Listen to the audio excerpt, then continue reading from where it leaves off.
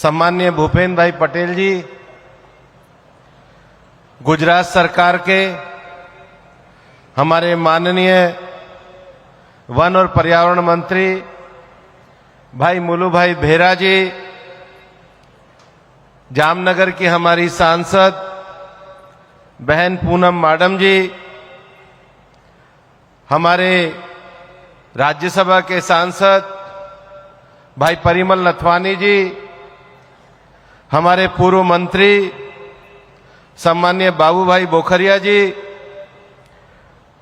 हमारे पोरबंदर के सम्माननीय विधायक सम्माननीय अर्जुन मोडवाडिया जी, जामजोधपुर के विधायक भाई हेमंत जी, जिला पंचायत पोरबंदर के अध्यक्ष श्री पर्वत भाई, DG forest Shri Sushil Awasthi ji, principal secretary Shri Sanjeev Kumar ji, Porbandar Bharatiya Janata party के जिलाध्यक्ष डॉक्टर चेतनाबेन तिवारी जी, द्वारका के हमारे जिलाध्यक्ष भाई मयूर गढ़वी जी, मंच पर उपस्थित सभी सम्मान्य अधिकारीगण और मेरे सामने उपस्थित सभी भाइयों और बहनों, ये एक सुखद संयोग है मेरे लिए कि भगवान द्वारकाधीश जी की इस धरती पर और आज विश्व लॉयन डे के अवसर पर जो सिंहों का एक नए प्राकृतिक परिसर के लिए विभिन्न परियोजनाओं का उद्घाटन हो रहा है। माननीय मुख्यमंत्री जी ने 180 करोड़ रुपए की योजनाओं को लोकार्पित किया है। मैं आपका बहुत बहुत अभिनंदन करता हूं और मैं आपको बधाई भी देता हूं। मुझे ध्यान है पिछले 10 तारीख को हमारे यशस्वी प्रधानमंत्री माननीय नरेंद्र मोदी जी के नेतृत्व में नेशनल वाइल्ड लाइफ बोर्ड की मीटिंग हम लोगों ने शासन गिर में की थी और उस समय माननीय प्रधानमंत्री जी ने देश के वन्य जीव संरक्षण को लेकर के देश के वन्य जीव में हम किस प्रकार से एक नई प्रेरणा के साथ काम करते हैं उसको लेकर के हमारा मार्गदर्शन किया था। उसमें 2 संकल्प विशेष रूप से गुजरात को लेकर के उन्होंने किए थे। सबसे पहला उन्होंने लॉयन की आबादी, लॉयन एस्टिमेशन की आबादी के बारे में जो हमारा प्रोजेक्ट चल रहा था उसको पूरा करने की बात करी थी और दूसरा हमारे गुजरात में जो सिंह हैं उनके नए प्राकृतिक परिसर को विकसित करने की बात कही थी। और माननीय भूपेंद्र जी, आपको भी बधाई है कि 1 वर्ष के अंदर दोनों विषयों को पूरा करके धरातल पर उतारने का काम गुजरात की सरकार ने किया है। गुजरात की सरकार ने आज हिंदुस्तान को इस विषय से भी गर्वित किया है। आज बड़े गर्व के साथ हम ये कहते हैं कि दुनिया भर में अगर एशियाई लॉयन कहीं पर है तो उनका घर और उनका बसेरा गुजरात में गिर के अंदर है। और पिछले 10 वर्षों में गुजरात के प्रयासों से, गुजरात में किए गए अभिनव प्रयोगों से आज इसकी जनसंख्या में लगभग 70% का इजाफा हुआ है और ये अपने आप में एक बड़ा उदाहरण है। माननीय प्रधानमंत्री जी ने इस समय दुनिया में जलवायु परिवर्तन के संकट पर कई नए क्लाइमेट एक्शन प्रोग्राम दिए हैं। पेरिस एग्रीमेंट में जिस प्रकार से अंतर्राष्ट्रीय स्तर पर भारत ने एक बड़ी भूमिका निभाई और उस बड़ी भूमिका में आज हमें कहते हुए गर्व है कि दुनिया को जो हमने लक्ष्य दिए थे भारत के संदर्भ में कि भारत विश्व में जलवायु संकट के इस दौर में अपने वैकल्पिक ऊर्जा रिन्यूएबल एनर्जी में लगभग 40% के लक्ष्य को प्राप्त करेगा। भारत कार्बन एमिशन अपने औद्योगिक विकास के साथ साथ उसको कम करने का प्रयास करेगा। मुझे बताते हुए खुशी है दुनिया में G20 में भारत एकमात्र देश है जिसने लक्ष्य 2030 में प्राप्त करने के लिए दिए थे, लेकिन प्रधानमंत्री जी के नेतृत्व में इसे भारत ने समय से 9 साल पहले 2021 में ही प्राप्त किया है। ये प्रधानमंत्री जी का नेतृत्व। दुनिया में क्लाइमेट एक्शन प्रोग्राम के लिए उन्होंने इंटरनेशनल सोलर अलायंस जैसा एक बड़ा कार्यक्रम दिया है। आज गुड़गांव में उसका अंतर्राष्ट्रीय सेंटर बना है। दुनिया के 137 देश उसके सदस्य बने हैं। हम तो दरिया के पास रहने वाले इस क्षेत्र के लोग जानते हैं कि आज लगातार साल 2 साल में हम लोगों को तूफान का सामना करना पड़ता है। ये जलवायु संकट का सबसे बड़ा एक परिणाम दुनिया में देखने को आता है। कहीं सूखा है, कहीं अतिवृष्टि है, कहीं बाढ़ है, कहीं तूफान है। प्रधानमंत्री नरेंद्र मोदी जी ने दुनिया को एक नया क्लाइमेट एक्शन प्रोग्राम दिया, CDRI, coalition for disaster resilience infrastructure. किस तूफान में हम किस प्रकार से इन मुसीबतों का मुकाबला करने के लिए science, technology, capacity, knowledge sharing, इसके आधार पर इंफ्रास्ट्रक्चर को बनाने का काम करें। इसका भी मुख्यालय भारत में रखा गया है और दुनिया उस क्लाइमेट एक्शन प्रोग्राम में आगे बढ़ रही है। ये मैं इसलिए कह रहा हूं कि जहां एक तरफ रिन्यूएबल एनर्जी के लिए इंटरनेशनल सोलर अलायंस जैसा एक बड़ा संगठन प्रधानमंत्री नरेंद्र मोदी जी ने क्लाइमेट एक्शन प्रोग्राम दिया है, वहीं CDRI, coalition for disaster resilience infrastructure जैसा एक बड़ा क्लाइमेट एक्शन प्रोग्राम दिया है। लेकिन प्रधानमंत्री जी का मन हमेशा वन्य जीव और वन्य जीवों के संरक्षण के लिए है। हमारे देश में जहां 15 अगस्त 2020 को उन्होंने प्रोजेक्ट लॉयन की बात करी थी, पिछले 10 सालों में हमने न केवल प्रोजेक्ट लॉयन आगे बढ़ाया है, उनके नेतृत्व में project tiger, project elephant, project dolphin, project great Indian bustard, इस प्रकार के बड़े प्रोजेक्ट्स को भी हमने आगे बढ़ाने का काम किया है। आज जिस प्रकार से बरडा में मैं आया हूं, कुछ ही दिनों पहले अपने फॉरेस्ट विभाग के लोगों के साथ जाकर भारत और नेपाल की सीमा पर जो गुरुआ नदी है और जो हमारा वहां पर सबसे बढ़िया दुधवा का जो टाइगर रिजर्व है, प्रधानमंत्री जी के निर्देशन में हमने प्रोजेक्ट घड़ियाल के नाते घड़ियाल को प्रिजर्वेशन और उसका भी एक प्रोग्राम शुरू किया, जिस प्रकार से आज लॉयन के लिए हम बरडा में कर रहे हैं। ये मैं इसलिए कह रहा हूं कि दुनिया में प्रकृति के संरक्षण के लिए इको सेंट्रिज्म, प्रकृति के साथ मनुष्य रह सके, उसका उदाहरण बनाना चाहिए। और मैं दुनिया में कहता हूं कि हमारे गिर प्रदेश में जो हमारे मालधारी भाई हैं, वो लंबे समय से उनके नैस प्रकृति के संरक्षण के साथ रहे हैं। वहां पर लॉयंस की संख्या भी बड़ी है, लेकिन किस प्रकार से सिंगों के साथ मनुष्य रह सकता है, इसका सबसे अच्छा उदाहरण और मित्रता के साथ अगर वन्य जीव के संरक्षण को देखना हो तो गुजरात का गिर प्रदेश, यहाँ की सरकार का कार्य, हमारे मालधारी भाई और जो लोकल हमारे स्थानीय समुदाय हैं, उनकी जीवन पद्धति को देखना चाहिए। ये जो इको सेंट्रिज्म है, ये दुनिया के लिए एक बड़ा उदाहरण बन सकता है। और इसलिए प्रधानमंत्री जी के नेतृत्व में भारत ने एक तीसरा बड़ा क्लाइमेट एक्शन प्रोग्राम भी बनाया है, जिसको इंटरनेशनल बिग कैट अलायंस कहते हैं। इंटरनेशनल बिग कैट अलायंस का अर्थ है कि जहां पर जैव विविधता है, जहां पर प्रकृति के साथ तादात्म्य का रिश्ता है, वहां पर दुनिया की बिग कैट सर्वाइव करती हैं। दुनिया में 7 बिग कैट्स पाई जाती हैं। ये जो 7 बिग कैट है, इसमें से 5 भारत में पाई जाती हैं। सबसे पहला तो लॉयन है, और एशियाटिक लॉयन तो केवल भारत में और वो भी गिर प्रदेश में ही पाया जाता है। इसके 100% संरक्षण का गौरव ये गुजरात प्रदेश को जाता है। दूसरा जो सबसे बड़ा बिग कैट है, वो टाइगर पाया जाता है। प्रधानमंत्री जी के नेतृत्व में 2014 में जब सरकार में प्रधानमंत्री जी आए थे, तो देश में केवल 47 टाइगर रिजर्व थे। पिछले 10 सालों में इनकी संख्या बढ़ा करके हमने 58 टाइगर रिजर्व करे हैं, और दुनिया के 70% टाइगर केवल हिंदुस्तान में ही वाइल्ड लाइफ में पाए जाते हैं। तीसरा जो बड़ा है वो लेपर्ड है।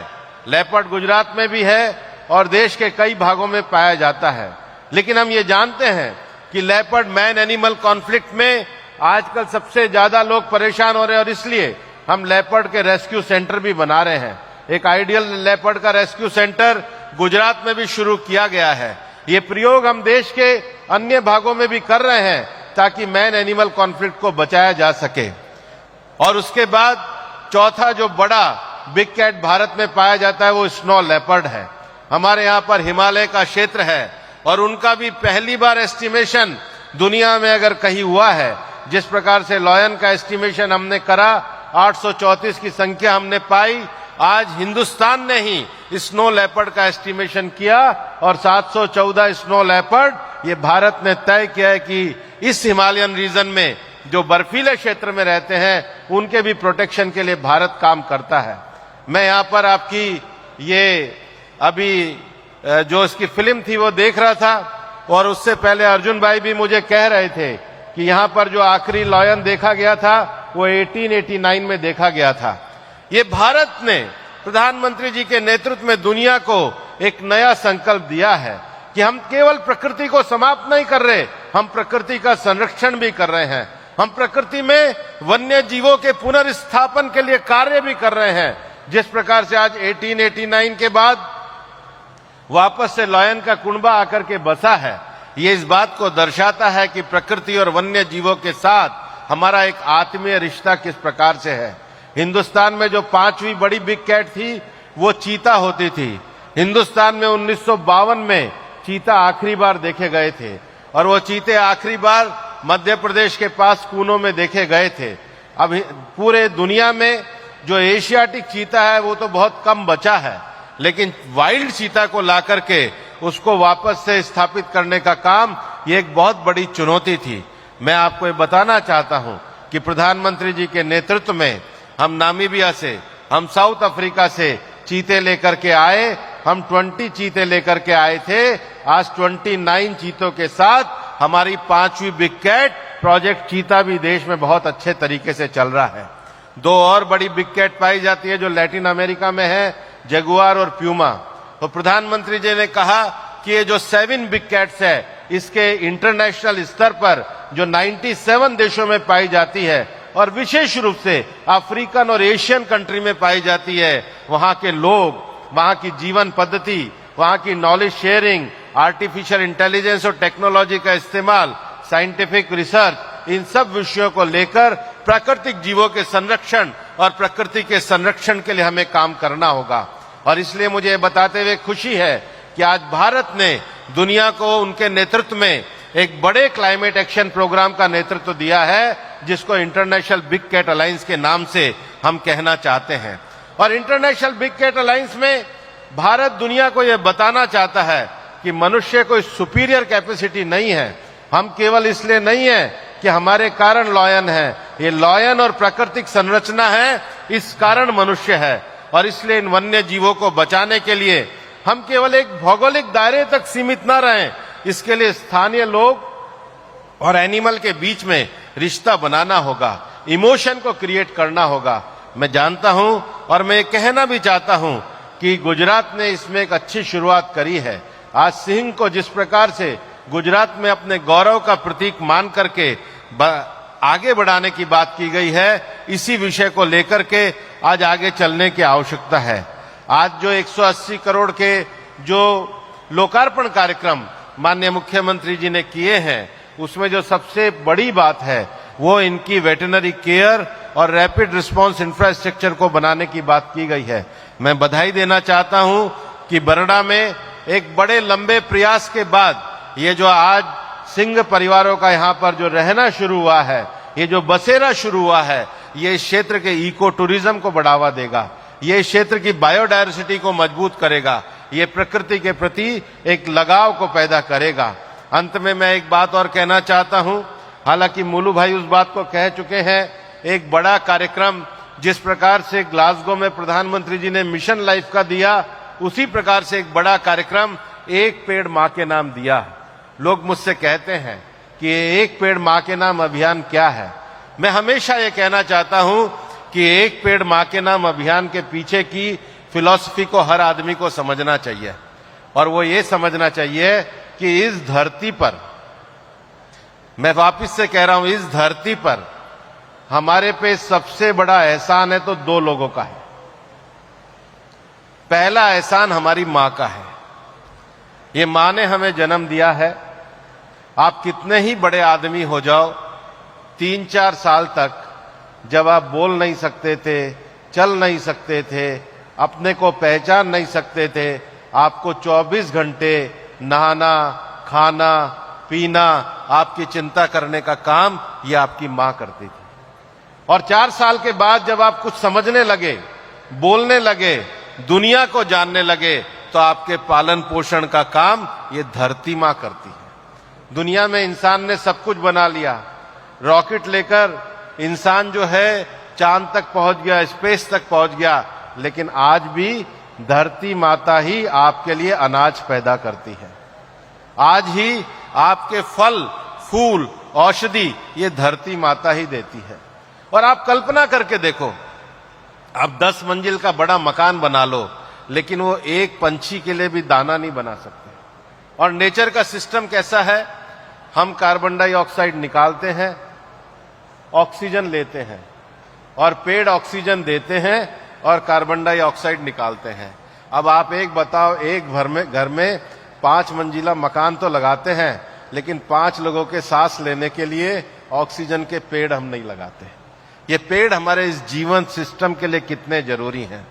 जितने काम हम कर रहे हैं, चाहे गाड़ी चला के धुआं निकाल रहे हैं, चाहे एसी चला करके गैस निकाल रहे हैं, चाहे कुछ भी काम कर रहे हैं, आखिर हम कभी ऑक्सीजन पैदा नहीं कर पा रहे।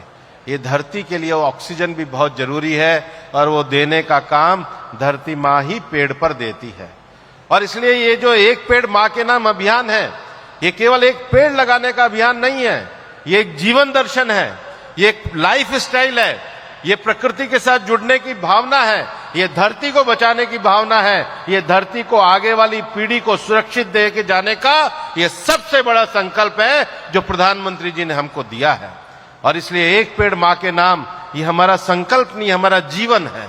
आप सब लोग कम से कम एक पेड़ अपने जीवन में जरूर लगाएं, ताकि अपनी माँ के प्रति और धरती माता के प्रति अपना धन्यवाद ज्ञापित कर सकें, और इस अभियान से जुड़ करके प्रकृति के संरक्षण का काम करें, धरती को हरा भरा बनाएं, और जो विकसित भारत है वो इकोनॉमिकली तो मजबूत भारत होगा ही, इकोलॉजी से भी एक संपन्न भारत होगा। और इसको इसी बात से जानिए कि जब हम कहते हैं वंदे मातरम, तो वंदे मातरम का जो अगली पंक्ति आती है वो आती है शस्य श्यामलम भारतम। ऐसा भारत हो जो हरा भरा हो, सस्य श्यामल हो। तो वंदे मातरम का सबसे बड़ा संकल्प यही है कि बरडा में सिंहों के आवास को आगे बढ़ाएं और भारत माता को, वसुंधरा को हरा भरा बनाएं। धन्यवाद।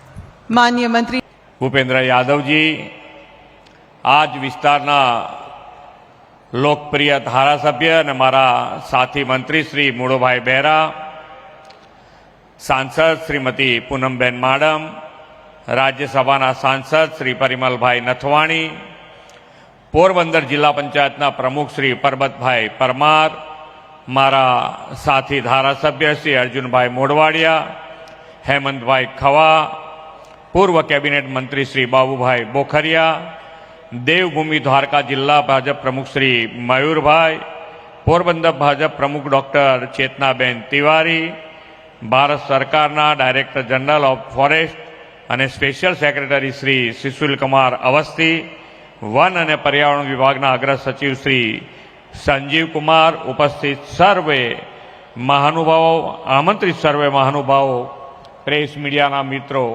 सौने मारा नमस्कार। देश અને દુનિયાભરના સિંહ પ્રેમીઓ અને પ્રાકૃતિક પ્રેમીઓને વિશ્વ સિંહ દિવસની ખૂબ ખૂબ શુભેચ્છાઓ પાઠવું છું। જય દ્વારકાધીશ। આમ શાંત શાંત ના થઈ જાઓ, હવે તો અહીંયા આ વિસ્તાર હવે એની પાછળ બધા માન્ય વડાપ્રધાન શ્રી, માન્ય મંત્રી શ્રી ભૂપેન્દ્ર યાદવજી ને ગુજરાત સરકાર એમના માર્ગદર્શનમાં આ વિસ્તાર વ્યવસ્થિત રીતે ડેવલપ થવાનો શરૂ થયો છે। એટલે આપણે બધાને અહીંયા જે છે આ જિલ્લાવાળા એ બધાને તો આનંદો જ આનંદો છે।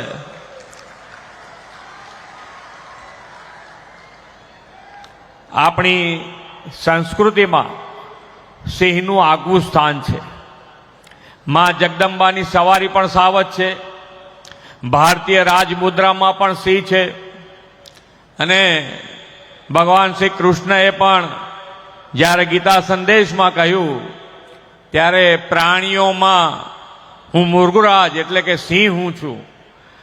ભગવાન શ્રી કૃષ્ણની કર્મભૂમિ એવા દેવભૂમિ દ્વારકાના બરડા અભયારણ્યમાં આજે પ્રથમવાર સિંહો વચ્ચે વિશ્વ સિંહ દિવસની ઉજવણીનો રોમાંચક અવસર છે.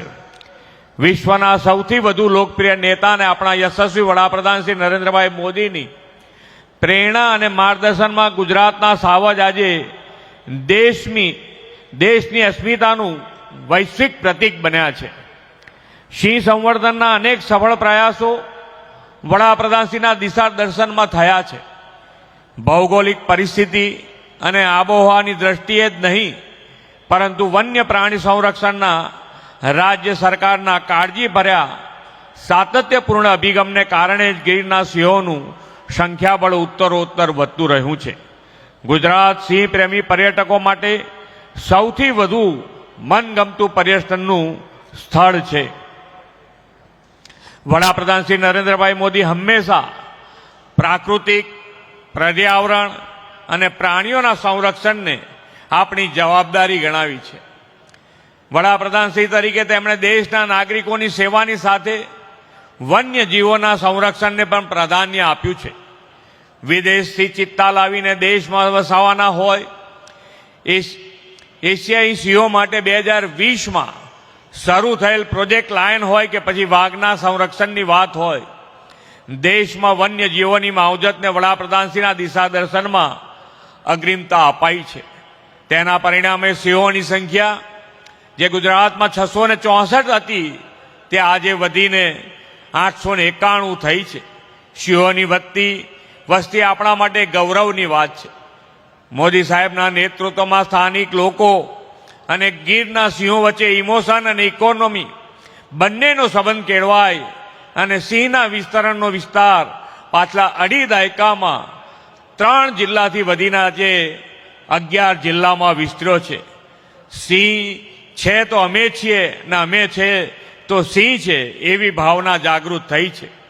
સિંહની લાગણીના પ્રેમનું ઉદાહરણ જય ગુરુની જોડીનો કિસ્સો તો દેશ અને દુનિયામાં પ્રચલિત બન્યો છે.